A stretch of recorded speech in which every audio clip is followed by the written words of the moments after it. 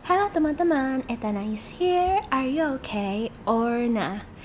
Iya, jadi ini masih dalam rangkaian 16 hari anti kekerasan terhadap perempuan atau 16 HAKTP. Sekarang Etana mau bahas tentang topiknya adalah KBGO. Subtitlenya adalah online pun perempuan tidak aman. Kenapa topik ini Etana pilih untuk dibawakan?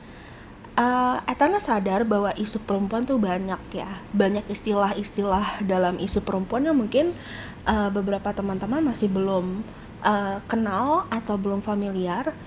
Tapi ini Etana pilih berdasarkan urgensinya sih. Tapi tenang aja, mungkin kalau untuk isu-isu dasar atau kayak akarnya ya, itu bisa menyusul. Cuma ini topik besarnya Etana pilih, oke?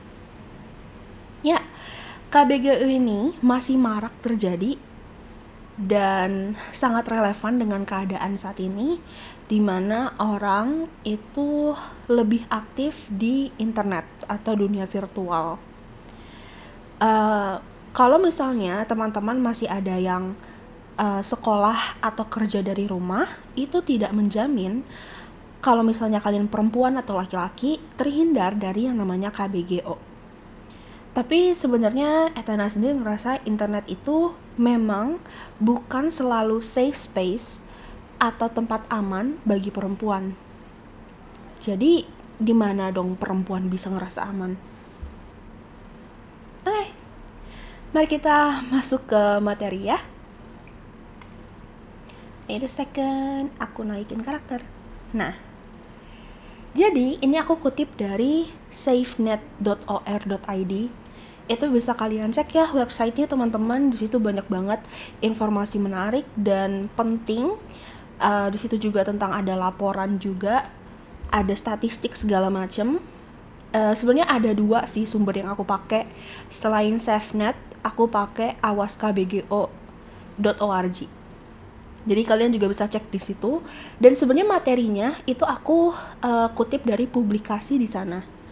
Jadi di sana tuh ada booklet, ya kayak semacam e-book, isinya tentang KBGO. Jadi KBGO tuh apa sih? KBGO sendiri itu adalah kepanjangan dari kekerasan gender berbasis online. Kekerasan ini sama seperti yang ada di dunia nyata, tapi bedanya difasilitasi dengan teknologi. Dan perlu kita ingat ketika kita menyebutkan tindak kekerasan, maka harus ada niatan atau maksud melecehkan berdasarkan gender atau seksual. Dan karena di sini kita ketika ngomongin gender ya di sini emang tidak terbatas sih sama perempuan, tapi perempuan itu jauh lebih rentan dan jauh lebih banyak korbannya. Jika KBGO terjadi, solusinya bukan semata penegakan hukum, tapi juga perlu intervensi yang mampu mengubah cara pandang pelaku terkait relasi gender dan seksual dengan korban. Tanpa intervensi ini, setelah menjalani hukuman, pelaku akan tetap punya cara pandang yang bias terhadap gender dan seksual. Maksudnya apa? Contoh nih ya, kalau pelaku atau calon pelaku tetap punya cara pandang yang bias dan melakukan relasi yang timpang, maka kekerasan itu bisa terjadi lagi. Calon pelaku itu maksudnya apa sih? Yaitu orang-orang yang punya cara pikir sama seperti pelaku. Dan mereka itu adalah orang yang punya niatan melakukan tindakan kekerasan. Jadi mereka-mereka yang menggampangkan, menyepelekan, merendahkan tindakan kekerasan. Dan ini ada hubungannya sama rape culture, dan boleh cek video Etana tentang hal ini. Intinya, pelaku itu nggak cukup dihukum, dan itu belum tentu bikin mereka jerak. Tapi mereka juga perlu dikasih pemahaman kenapa cara pikir mereka itu salah. Contohnya ya, ini aku nanya buat perempuan deh, atau laki-laki juga boleh jawab kalau misalnya kalian pernah mengalami KBGO ya. Pernah gak sih kalian dapat chat atau DM atau WA, telepon WA gitu ya, atau Discord yang tidak diinginkan. Jadi kalian tuh dapat chat atau video call atau telepon biasa ya, itu tapi kalian nggak kenal, dan itu dilakukan oleh lawan jenis. Misalnya kalian dapat pesan yang menggoda, memaksa berkenalan, atau bahkan pernah nggak kalian dikasih komentar yang tidak mengenakan? Apalagi streamer ya, streamer tuh kayak VTuber, atau kalian siaran di aplikasi siaran, misalnya kayak apa ya, aplikasi siaran, misalnya kayak Wave, ya pokoknya gitulah. Kalau kalian host ya, itu pernah nggak dapat komentar-komentar yang gak enak? Komentar di sini itu yang melecehkan atau merendahkan. Contoh nih, dapat DM di Instagram, dan kalian tuh upload Instagram story. Terus ada cowok komen, "Ih, jadi gagal fokus karena ngeliat belahan. Bisa kali turunin lagi." Atau mungkin bisa kali buka lagi kancingnya. Atau mungkin dikasih komen, "Tanggung amat, nggak sekalian aja semuanya dibuka bajunya." Atau di komenan post Instagram story. Post Instagram biasa ya. "Ya ampun, celananya kurang pendek, Neng. Sekalian aja tunjukin semua pahanya." Nah, aku menyaksikan sendiri dan aku ngalamin sendiri komentar-komentar seperti itu. Kayak misalnya nanya, "Etana nggak siaran di Pornhub?" Biarin aja aku sebut platformnya. Karena komenan-komenan kayak gitu bener-bener nggak pantas, teman-teman. Atau mungkin kayak gini ya, aku juga pernah ngeliat kasus seorang cewek yang post selfie di WhatsApp story, dan kebetulan selfie-nya itu dia nunjukin wajahnya yang lagi breakout atau lagi beruntusan jerawatan. Pokoknya lagi parah-parahnya lah kondisi kulit wajahnya. Terus ada komen dari cowok di chat pribadi ya, "Idih, jelek banget mukanya, najis." Pasti bakalan gak ada cowok yang mau, ngelihatnya aja udah geli gue. Padahal itu cewek sedang menunjukkan hati-hati memilih skincare, tapi dapat omongan yang benar-benar kasar kayak gitu dari cowok. Maksudnya entah kesambet apa, entah apa yang membuat cowok-cowok ini kok bisa gitu berani ya, bold enough to do that, untuk ngomong, untuk ngetik kayak gitu ke cewek, ke perempuan. Kenapa coba? Ayo kita pikirkan bersama, teman-teman. Dari mana ini asalnya untuk cowok seenak jidat ngomong apapun itu ke cewek? Kayak kenapa sih mereka bisa punya power segede itu untuk ngomong hal kasar dan seksual atau sensual, ngerendahin, ngelecehin ke perempuan? Kenapa coba? Bahkan baru-baru ini Etana baca sebuah utas di Twitter tentang cowok maksa kenalan. Konteksnya dia tuh maba di sebuah universitas, dan dia pengen kenalan sama maba cewek, tapi ditolak, mereka nggak mau kenalan sama cowok ini. Dan kalian tahu apa yang terjadi? Cowok ini nyebar nomor-nomor cewek yang nolak dia ke grup open BO. Jadi privasinya dilanggar, dilecehin pula sama yang ada di grup itu. Parah kan, teman-teman? Hanya karena ditolak.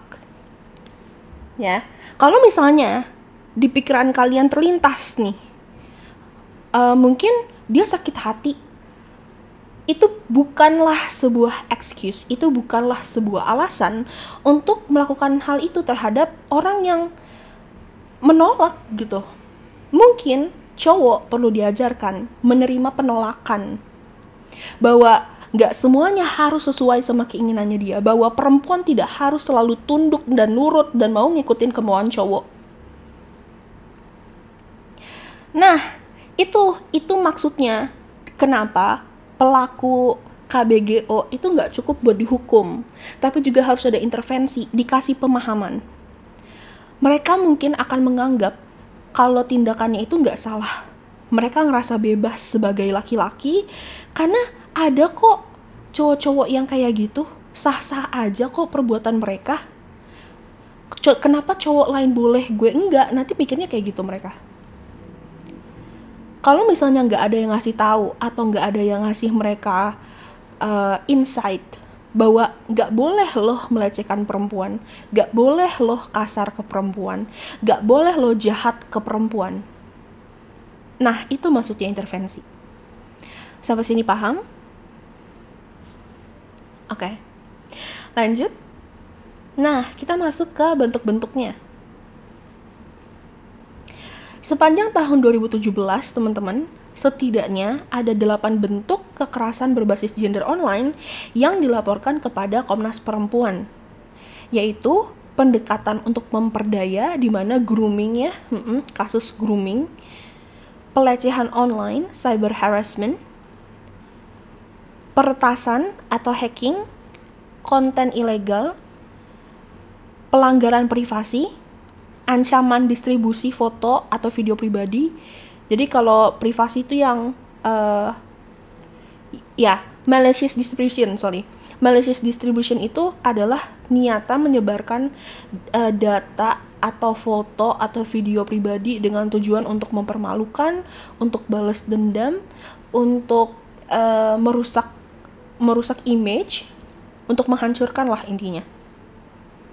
Nah, ini pencemaran nama baik, online defamation, sama online recruitment.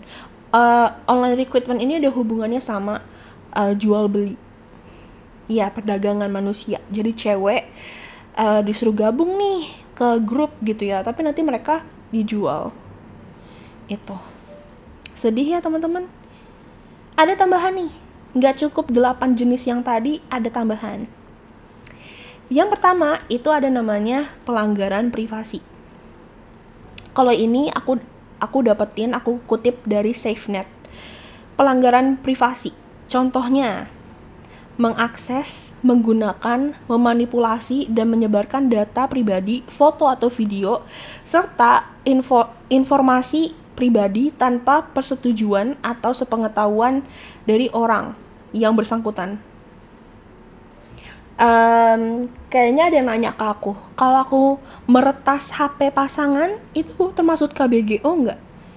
Iyalah, meretas, dari kata meretas aja berarti tidak ada persetujuan di situ.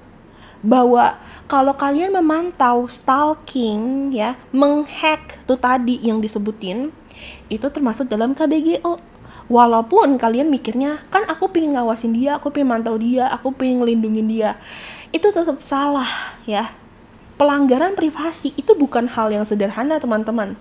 Fakta bahwa kamu melanggar batasan itu keterlaluan. Atau ini doxing ya, menyebarkan informasi pribadi seseorang, itu juga nggak boleh. Terus yang kedua, pengawasan atau pemantauan, tuh yang tadi aku sebutin ya. Entah itu melacak, memantau, mengawasi kegiatan online atau offline. Kalau misalnya kalian tidak meretas HP pasangan, tapi kalian bikin akun palsu, kalian sampai ngikutin kemana aja kalau pasangan online atau orang online, itu masuknya ke stalking. Dan itu creepy. Teman-teman, itu bukan cinta. Kalau kalian beneran sayang sama pasangan, terus kalian ngelakuin ini, ya, kalian ngelakuin KBGO, itu bukan cinta. It's just straight up creepy. Terus lanjut yang ketiga, perusakan reputasi atau kredibilitas. Misal, kalian buat konten palsu, memanipulasi orang, mencuri identitas atau impersonasi tuh. Kalian pura-pura jadi orang yang kalian targetin, terus kalian hancurin deh tuh namanya gitu ya, karena kalian pura-pura. Misalnya gini, orang kan kadang kurang teliti ya untuk ngelihat apakah itu akun official atau bukan, apakah itu beneran akun orangnya apa bukan gitu ya. Terus ada orang nih berulah, padahal itu adalah pencurian identitas, pakai nama yang sama, foto yang sama, bio yang sama, isi konten yang sama, pokoknya seakan-akan itu dia, pura-pura lah. Nah terus dia bakalan kayak ngelakuin hal-hal yang merusak namanya gitu. Nah itu masuk ya. Fitnah lah, ibaratnya kayak fitnah. Lanjut yang keempat, pelecehan. Nah, pelecehan ini itu juga disertai dengan pelecehan offline, misalnya online harassment. Kayak itu bisa terjadi berulang-ulang, entah itu dari stiker WhatsApp, dari emoji emoji loh teman-teman, itu kan bisa jatuh ke hal yang tidak senonoh. Atau mungkin ucapan, istilah, foto, ngirim foto ya, ngirim link tuh. Dan itu dilakukan berulang-ulang. Atau mungkin mempermalukan perempuan karena mengekspresikan pandangan yang tidak normatif. Misalnya nih, ada perempuan yang kebetulan emang dia tahu tentang sex education gitu ya, terus dipermalukan tuh, lihat deh cewek ini ternyata cewek nakal loh karena dia tahu banyak hal tentang sex education gitu. Nah itu kan mempermalukan dan itu jatuhnya melecehkan. Lanjut yang kelima, ancaman dan kekerasan langsung. Nah ini sering banget dialami oleh para aktivis teman-teman. Jadi aktivis perempuan, atau aku bakalan sebut aja deh namanya para feminis ya di Indonesia terutama, ketika mereka sedang ya udah berekspresikan di akunnya masing-masing, di platformnya masing-masing, terus mereka tuh selalu dapat DM yang melecehkan. Entah itu mereka diancam lah, entah itu mereka dilakukan pemerasan seksual lah, entah itu mereka dikirimin video atau foto aneh-aneh lah, entah omongannya atau typingannya netizen kayak gimana lah di DM. Kalian tahu kan yang kalau kata netizen pingin silaturahmi ke akunnya, padahal itu bukan silaturahmi, itu mereka pingin berbuat malicious thing. Malicious tuh nggak artinya apa teman-teman? Jahat, kejam, keji, tega, kasar tuh. Jadi bayangin perjuangan atau kayak apa yang harus dialami para feminis gitu untuk ngelakuin ya, to show they support aja mereka masih dilecehin kayak gitu. Apakah hanya karena kita tidak setuju dengan pandangan orang lain, terus tandanya kita boleh melakukan pelecehan? Enggak dong. Kalau kalian mau argumen, kalian mau diskusi, silahkan. Tapi kalau sudah sampai ada ngancem, aku bakalan datang ke rumah kamu, aku bakalan sebar data kamu, aku bakalan awas aja lo kalau ketemu sama gue beneran di real life, gue bakalan ngapain lo. Nah, itu kan udah masuk ancaman. Hanya karena tidak setuju atau nggak sejalan pandangannya gitu loh. Nah, ini juga yang keenam ya. Serangan yang ditargetkan ke komunitas tertentu, entah situs webnya diretas, sosial medianya diretas, email organisasinya juga diretas ya. Nah itu, atau mungkin pengawasan yang sangat ketat terhadap kegiatan anggota organisasi. Misalnya ada netizen yang nggak suka sama organisasi atau kelompok tertentu, terus ya udah terus-terusan dikasih serangan gitu secara online. Nah, apa hubungannya hal ini sama gender gitu ya? Karena komunitas itu isinya perempuan, komunitas yang dibangun oleh perempuan, dan banyak masyarakat juga yang nggak suka dan nggak setuju. Jadi gini, mungkin dipandangnya perempuan tuh diem aja, ya, nggak usah ngelawan, nggak usah berjuang, pasif aja, pasif. Nah itu, makanya mereka dapat serangan secara online. Jadi mereka nggak boleh punya ruang di offline, nggak boleh punya ruang juga di online gitu. Oke, mari kita lanjut. Siapa yang rawan menjadi korban? Ini berdasarkan riset dari Association for Progressive Communications. Ada 3 tipe orang yang paling beresiko mengalami KBGO. Yang pertama, seseorang yang terlibat dalam hubungan intim. Apa tuh yang dilanggar? Yaitu keintiman dan kepercayaan. Ya, kita nggak boleh gampang percaya sama orang, kita harus hati-hati ketika percaya sama orang. Tapi kalau kepercayaan itu dilanggar, itu salah pelaku, bukan salah korban. Gak sepantasnya pelaku memanfaatkan kepercayaan korban.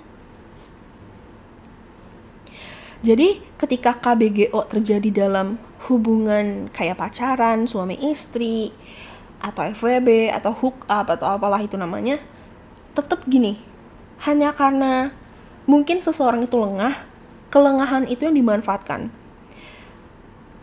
Intinya, tindakan kejahatan teman-teman, tindakan kekerasan, itu tidak pernah salah korban, itu salah pelaku.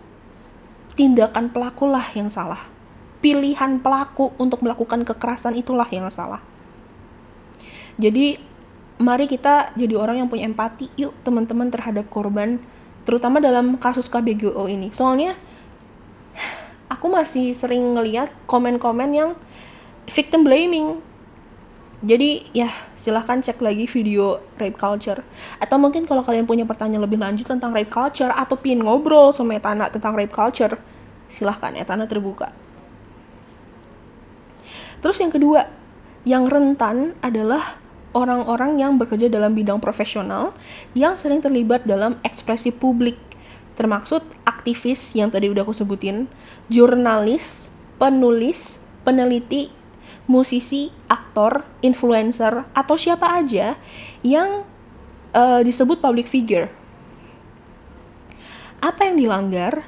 Yaitu kebebasan berekspresi secara politis dan personal. Boleh nggak seseorang mengekspresikan ideologinya? Boleh nggak seseorang terang-terangan tentang pilihan politiknya? Boleh nggak seseorang showing off their interest? Boleh nggak seseorang nyaman menunjukkan karyanya? Boleh. Ya. Coba deh, ada yang bisa jelasin ke Etana. Kok bisa ada orang netizen yang ngomong, dilecehkan itu mah resiko dari public figure? Kalau kalian bisa menjawab pertanyaan Etana dengan bilang gini, oh bukannya itu bagian dari rape culture ya? Aduh, aku bangga banget sama kalian. Bahwa kalian bisa menghubungkan kenapa kok ada pandangan masyarakat terhadap pelecehan dan malah nyalahin, oh itu mah resiko dari public figure, ke rape culture. Itu tandanya kalian sudah paham. Dilecehkan itu bukan pilihan, teman-teman. Tidak ada seorang pun yang memilih untuk dilecehkan. Walaupun nih, kita memang kadang gemes kan sama tindakan orang. Kita agak gemes dan nganggap konyol sama pilihan seseorang. Tapi tetap saja dilecehkan itu bukan pilihan mereka. Tidak ada orang yang mengharapkan dilecehkan, tidak ada. Dan setiap orang itu bebas untuk berekspresi dan berkarya. Setiap orang berhak untuk merasa aman di akun sosial medianya sendiri, di platformnya sendiri. Dia gak ngusik siapa-siapa. They just exist in their own social media. Jadi bayangin, kalau ada orang, ya netizen, masuk ke personal space-nya orang lain, di mana itu adalah sosial medianya seseorang, terus netizen itu nggak suka sama orang lain ini karena berekspresi dan akhirnya melecehkan, terus nyalahin. Ngapain ngepost kayak gitu? Ngapain bikin karya kayak gitu? Ngapain ngomong kayak gitu? Itulah yang dilanggar, teman-teman. Kalian sendiri yang masuk ke personal space-nya orang, kalian mengusik personal space-nya orang itu. See? Lanjut, yang ketiga. Yang rentan adalah penyintas atau korban penyerangan fisik. Dan apa yang dilanggar di sini, yaitu keselamatan fisik itu sendiri. Karena misalnya, ada aksi perekaman pelecehan, atau ada aksi perekaman pemerkosaan. Nah itu yang paling sedih sih, itu yang paling heartbreaking. Lanjut. Nah, ini dampak KBGO. Nih, Etana sengaja masukin sesi bagian ini biar harapannya gak ada lagi yang merendahkan.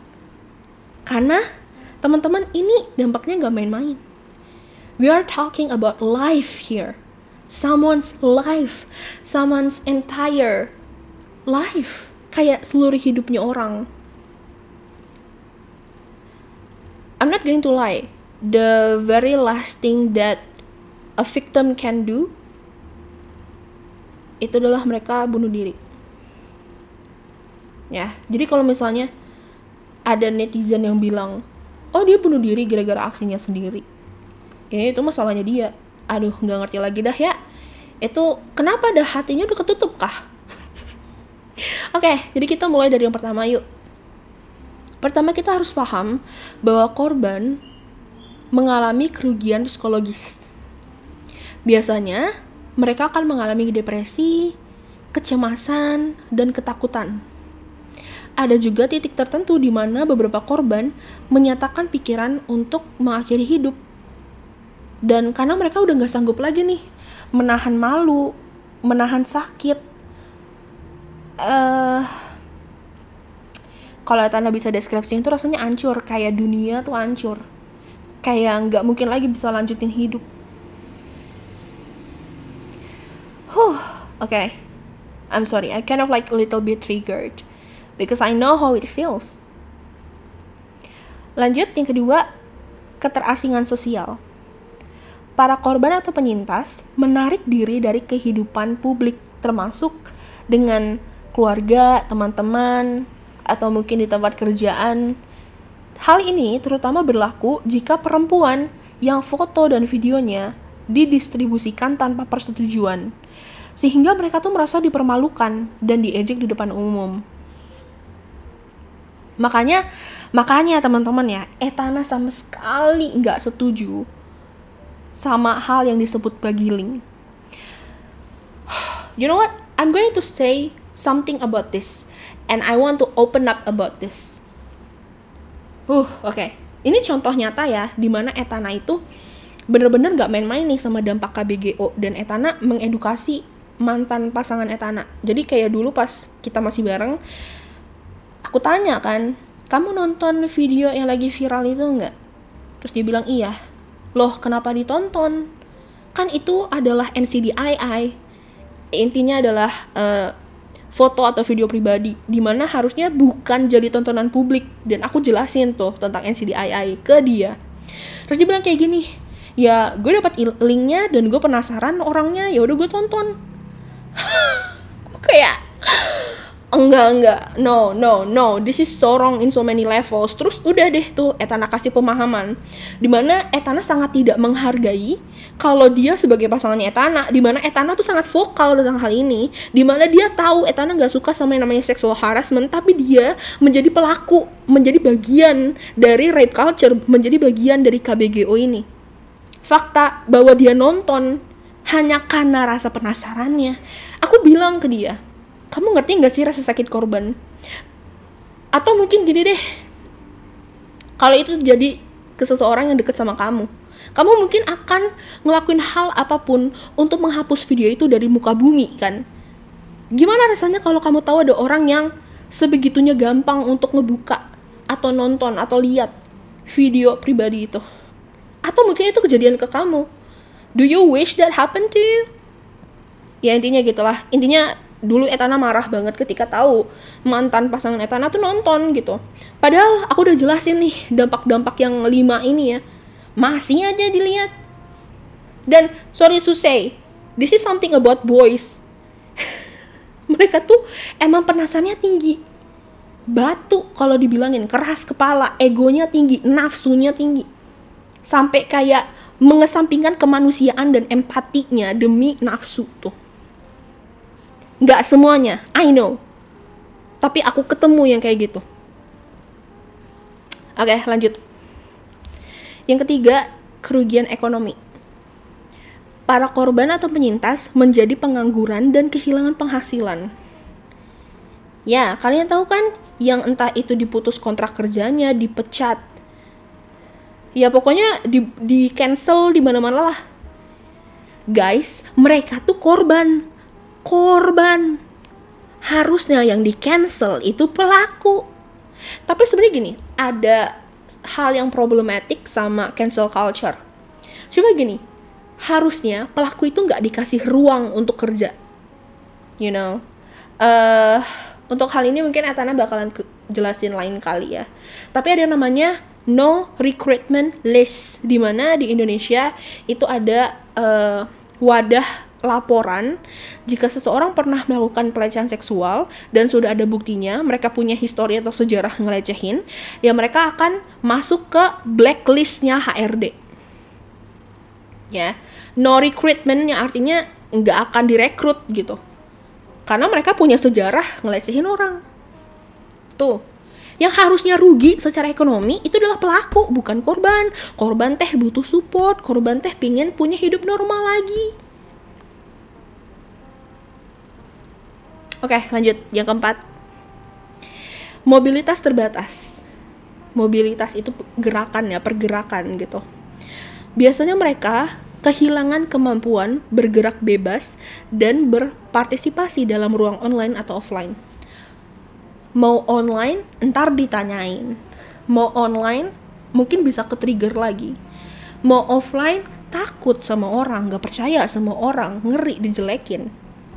Jadi mereka ngapain? Biasanya mendem di kamar, atau menyendiri, atau biasanya kalaupun mereka di luar juga langsung menghindari orang-orang gitu ya. It feels so lonely. Yeah, they are prone to loneliness. Terus lanjut yang kelima, sensor diri. Ini yang paling sedih ya. Gara-gara rape culture, teman-teman, korban itu jadi punya mindset kalau emang ini salahnya dia dan mereka tuh pantas mendapatkannya. Aku sedih banget kalau misalnya ada korban yang bilang, this is all my fault. No, KBGO, pelecehan apapun itu bentuknya, itu bukan salah kamu. Aku rasanya kayak pingin peluk satu-satu korban yang pernah ada di posisi sensor diri ini. Karena ya tadi yang aku bilang, sampai pingin mengakhiri hidup, sampai pingin gak mau kemana-mana gitu ya. Terus membatasi diri sendiri, gak aktif sosial media, menghapus semua sosial media, gak bisa ditelepon, gak bisa dihubungin. Itu sedih banget. Mereka kayak anggap aja aku gak ada gitu. Anggap aja aku invincible. Anggap aja aku udah gak exist in this world. And that's bener-bener sakit. Etana tuh kalau urusan kayak gini ya guys, ikutan sakit secara fisik gitu. Kayak bukan cuma secara emosional aku ngerasain, tapi juga secara fisik gitu. Nah, yang tadi aku bilang ya tentang WFH. Oke. Tapi sebelum kesini ya teman-teman, sebelum masuk ke KBGO di tempat kerja, menurut kalian apa efek dari penyalahgunaan online terhadap perempuan? Dampak kekerasan perempuan dalam ruang lingkup online itu semerugikan apa sih menurut kalian? Kalau aku kutip dari Internet Governance Forum nih ya, menurut mereka KBGO itu berkontribusi terhadap budaya seksisme, dimana nanti tentang seksisme dan misoginis ya aku bahas nanti teman-teman ya. Jadi kelanggengan seksisme dan misoginis online, serta melanggengkan ketidaksetaraan gender di ranah offline. Pelecehan online dan kekerasan berbasis gender ini merugikan perempuan dengan dengan membatasi kemampuan mereka untuk mendapatkan manfaat dan peluang yang sama di dunia online yang biasanya itu dimiliki oleh laki-laki, entah itu secara pekerjaan, promosi, dan ekspresi diri. Kalian tau gak sih guys, betapa seringnya perempuan tuh mikir lagi dan lagi ketika pengen ngepost di sosial media mereka sendiri.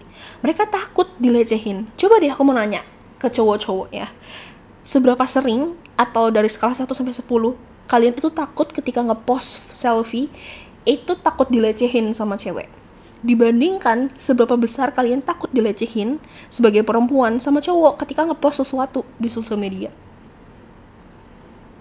Takut. You know what? We do not deserve to live in fear. No. Oke, lanjut tentang WFH ya. Nah, tadi ini itu kondisinya relevan ketika orang menggunakan aplikasi chatting lebih intens daripada sebelum pandemi ya. Nah, ini nih, kita lihat teman-teman. Ini gimana ya? Aku gesernya. Ya udahlah ya. Jadi di sini adalah 9 bentuk pelecehan seksual yang paling sering dialami korban selama WFH. Mulai dari candaan atau lelucon seksual, dimana aku udah kasih tahu di rape culture kalau bercandaan kayak gitu nggak lucu ya, nggak lucu tuh, ingat-ingat. Jadi please banget kurang-kurangin deh tuh lontaran bercandaan seksual. Kalau misalnya orang udah bilang, aku nggak nyaman sama bercandaan kayak gitu, ya berhenti dong, jangan dilanjutin dong. Oke, lanjut. Mengirimkan foto, video, audio, email, pesan teks, atau stiker seksual tanpa persetujuan. Lu tau gak sih stiker-stiker?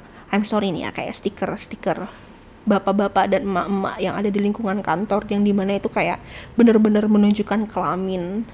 atau mungkin kata-kata yang ada di stiker itu benar-benar ke arah seksual. Nah, itu tuh. Atau ini deh, link yang tadi aku bilang ya.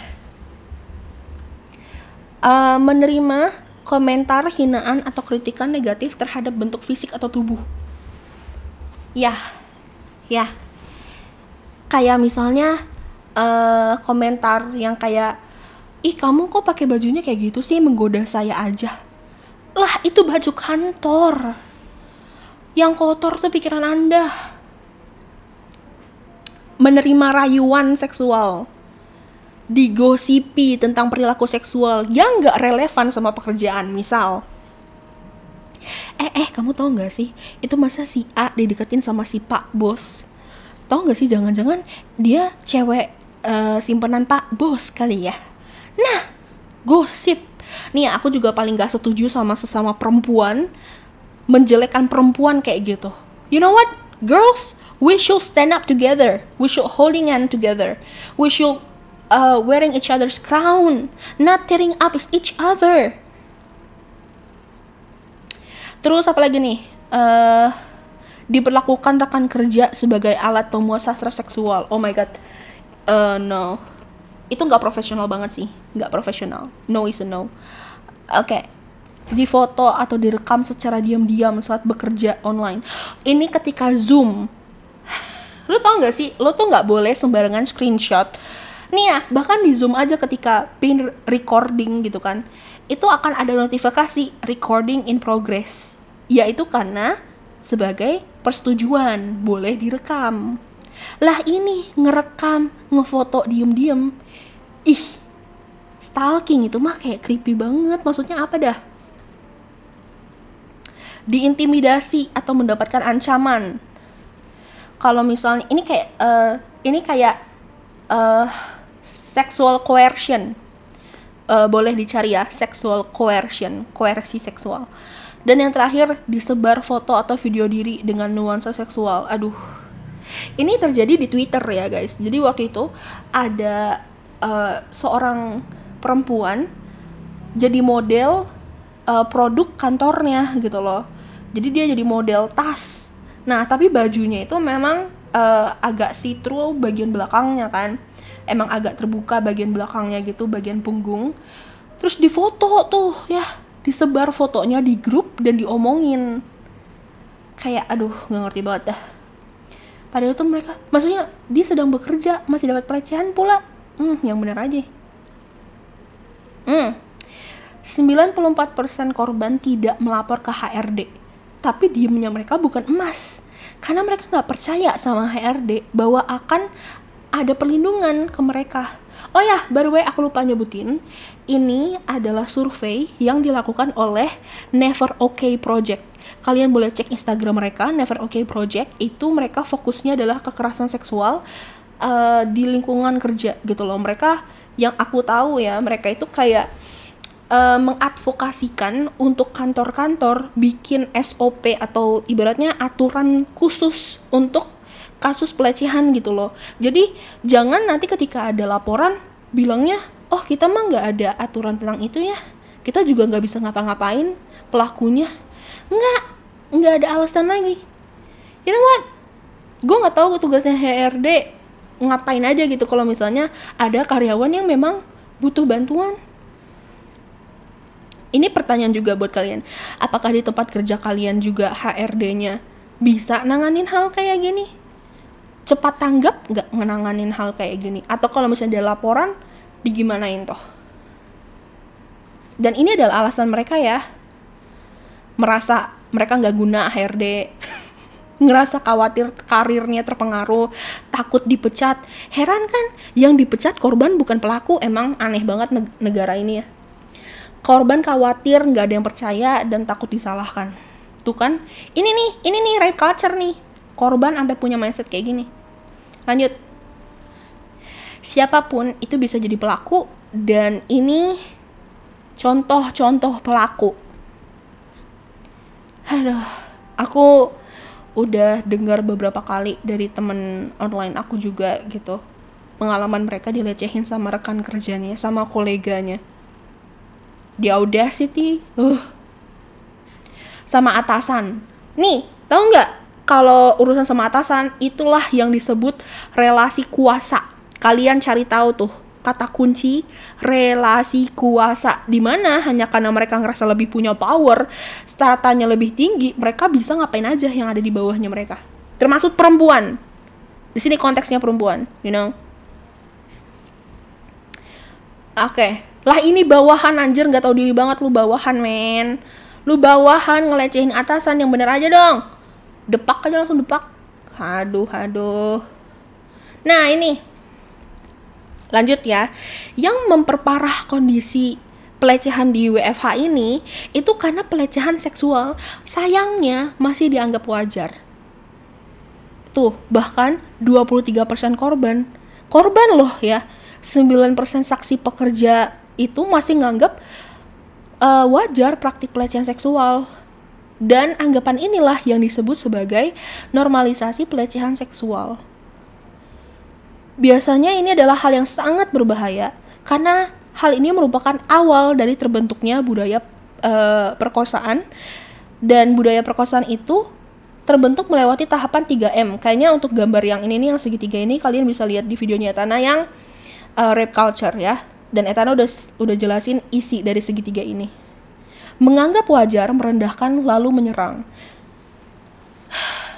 Jadi gini guys, sometimes it's too late for us to avoid this kind of condition. Karena orang itu lebih suka mengignore and brush it off gitu ya. Mengabaikan dan brush it off itu apa sih bahasa Indonesianya? Kayak sekarang kan nggak ada gitu masalahnya. Hal ini tidak boleh dinormalisasi. Praktik pelecehan itu nggak boleh dinormalisasi. Misalnya gini ya guys, ini testimoni dari salah satu korban yang pernah ngobrol sama gue. Gue cerita ke temen dan kata temen kayak gini, ya wajar aja sih dia emang bercandaannya kayak gitu, nggak usah diambil hati, nggak usah tersinggung, dia kalau bercanda emang kayak gitu orangnya, dia tuh emang agak pervert gitu, ya udah cuekin aja, cuekin. Atau nggak gini, ya kalau misalnya nggak nyaman minta pindah aja atau lo keluar aja lah. Korban yang diusir, aneh banget. Jadi ada guys, misal ya kalian lagi kerja, terus dia lewat nih si pelaku, terus pelaku itu mau lewat tapi megang pinggang dulu, padahal mah dia nggak usah megang kita gitu loh guys. Dipegang, disentuh tanpa persetujuan, itu juga bisa masuk ke pelecehan. Jadi Oke. Ini Etana punya tips buat kalian yang pakai sosial media atau aplikasi chatting, aplikasi live streaming ya, untuk melindungi diri. Pisahkan akun pribadi dengan akun publik. Pengaturan privasinya kayak gimana biar kalian gak sembarangan bisa nerima DM atau chat orang. Password yang kuat, verifikasi login, jangan sembarangan aplikasi pihak ketiga, nih jangan sembarangan klik link juga, jangan sembarangan isi biodata gitu-gitu, you know, kayak data pribadi lah di sebuah link gitu. Hindari share lokasi real time, kayak misalnya share log gitu ya. Hati-hati sama link yang mencurigakan, lakukan data detox. Cari tahu deh di internet gimana caranya detox data di internet. Dan tentunya jangan sembarangan ngasih PIN atau password, okay? Please banget itu mah. I guess at this point ketika kita ngomongin tentang keamanan cyber gitu ya, harus tahu tuh password, PIN, segala macam itu harus dilindungi. Nah, ini kita masuk ke apa yang bisa dilakukan oleh korban KBGO. Oke. Yang pertama, dokumentasikan hal-hal yang terjadi pada diri kita. Bila memungkinkan, dokumentasinya itu secara detail dan kronologis. Semua bentuk bukti, entah itu chatting, foto, screen recording, VN, link, segala macam, itu simpen baik-baik ya. Aku tahu ini nggak mudah sebagai korban untuk menyimpan hal yang begitu traumatis. Mungkin kita udah panik duluan, mungkin kita udah takut duluan, mungkin kita udah bingung duluan, mungkin kita langsung hapus. You know what? Kadang kita nggak bisa nyalahin korban kalau misalnya mereka sudah menghapuskan atau menghilangkan jejak. Tapi please banget buat kalian jaga-jaga deh ya. Untuk ingat hal ini, dokumentasikan. Yang kedua, pantau situasi yang dihadapi.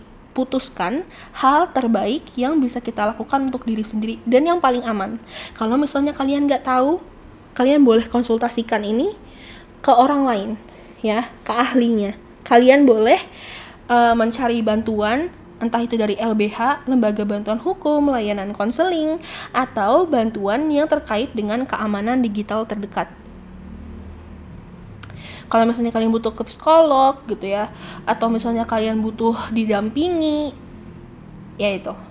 Yang penting cari bantuan dan ini planning bikin strategi. Kalian sendiri yang mempertimbangkan atau menimbang-nimbang resikonya, konsekuensinya. Kalau kalian ngambil langkah A, apa konsekuensinya? Kalau langkah B, apa resikonya? Oke, dan yang terakhir, lapor dan blokir pelaku. You know what? Mungkin kita pingin memastikan pelaku itu tidak berbuat macam-macam. Sehingga kita terus update nih ke pelaku.